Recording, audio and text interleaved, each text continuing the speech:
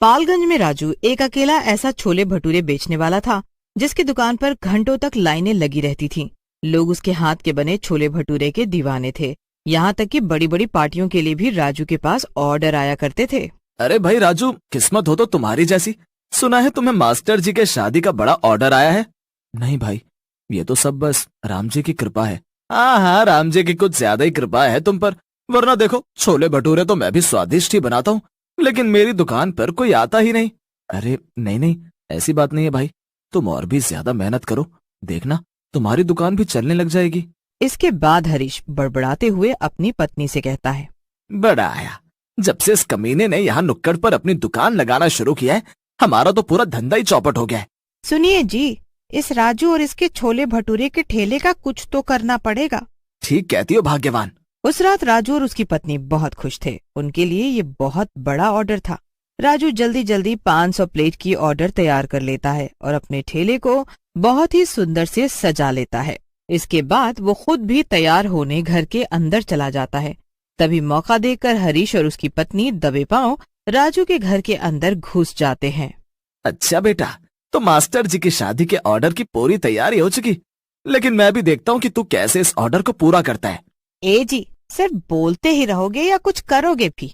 हाँ भाग्यवान, अभी किए देता हूँ। इसके बाद हरीश और उसकी पत्नी मिलकर राजू के छोले में ढेर सारा बालू मिला देते हैं कि तभी राजू की आवाज सुनाई देती है, अरे जल्दी करो शांति, वरना हमें लेट हो जाएगा। तभी राजू की नजर हरीश और उसकी पत्नी पर पड़ती है।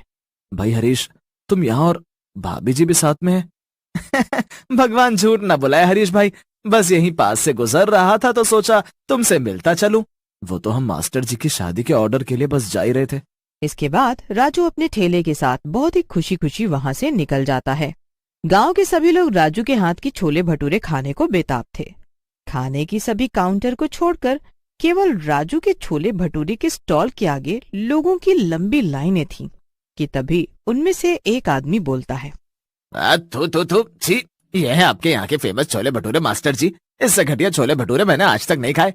सही कहा आपने भैया, मुझे तो लगता है कि हमारी बेइज्जती कराने के लिए मास्टर जी ने ऐसा घटिया छोले भटूरे वाले को बुलवाया है।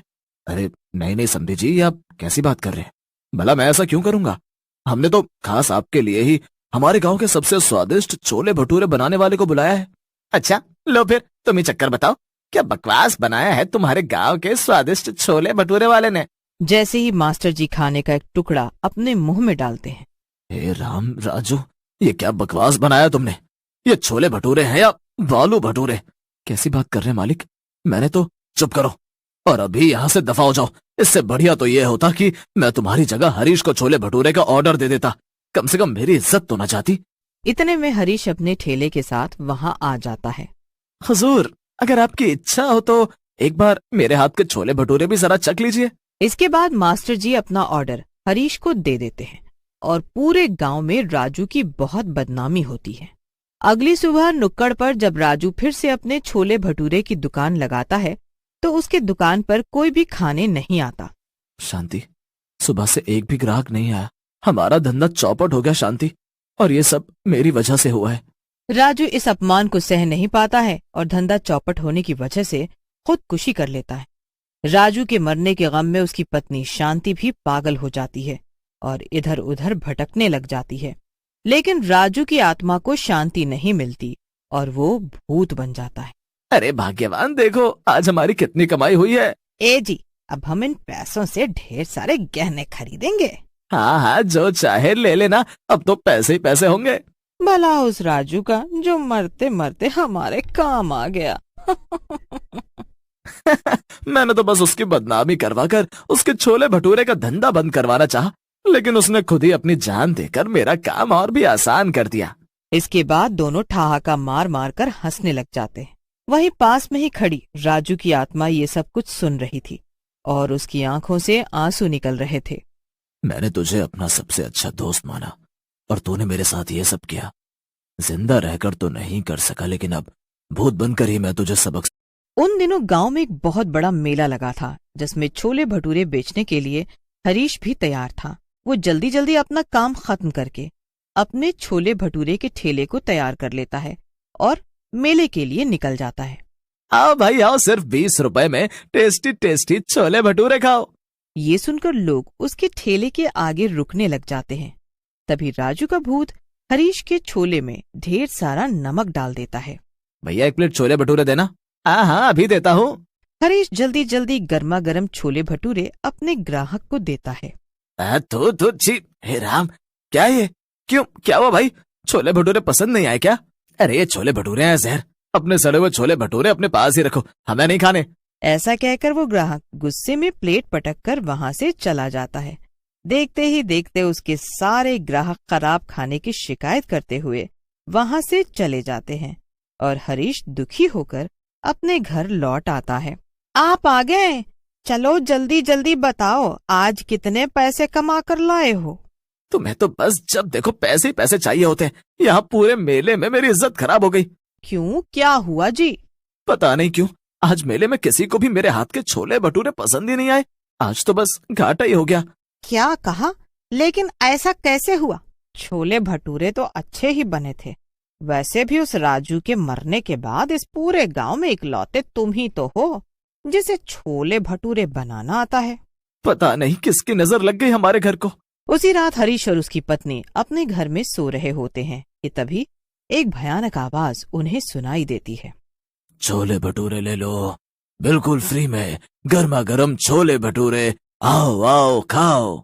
जिसे सुनकर हरीश की पत्नी की आंख खुल जाती है। ए जी, बाहर कोई फ्री में छोले भटूरे बेच रहा है, चलिए ना जी खाते हैं।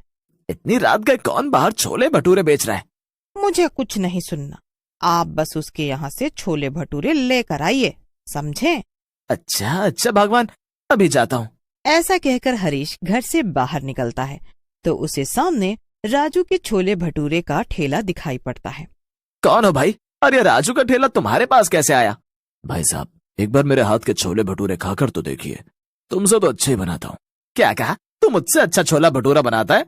तो खिला 1 प्लेट, मैं अभी तो जरा देखूं कैसे हैं तेरे छोले भटूरे। ऐसा कहकर जैसे ही हरीश उसके पास जाता है, राजू की आत्मा उसे 1 प्लेट छोले भटूरे दे देती है।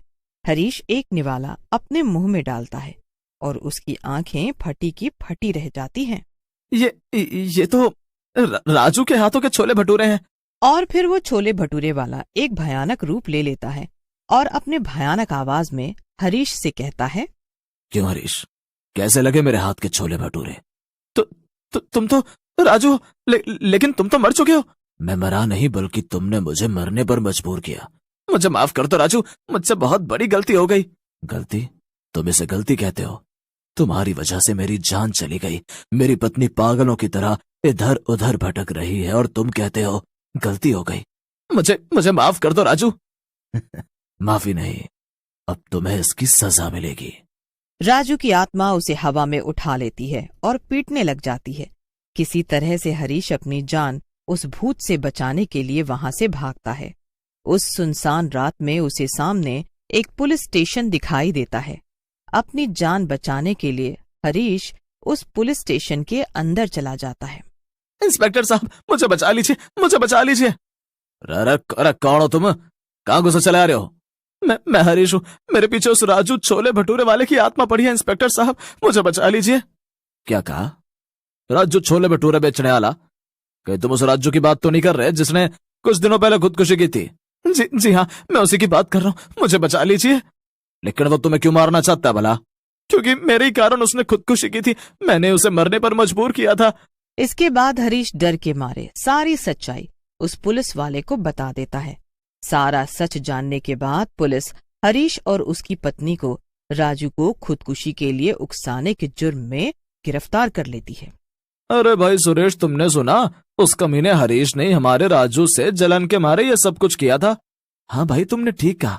एक ही तो स्वादिष्ट छोले भटूरे बनाने वाला था हमारे पूरे गांव में, और बेचारा वो भी किसी कमीने के कारण दुनिया छोड़कर चला गया। अब कहाँ मिलेगा राजू के हाथ का वो स्वादिष्ट छोला भटूरा? राजू की आत्मा वहीं पास खड़ी होकर ये सब कुछ सुन रही थी और उसकी आंखें नम थी कि आखिरकार लोगों को सच्चाई का पता लग ही गया और राजू की आत्मा को मुक्ति मिल गई।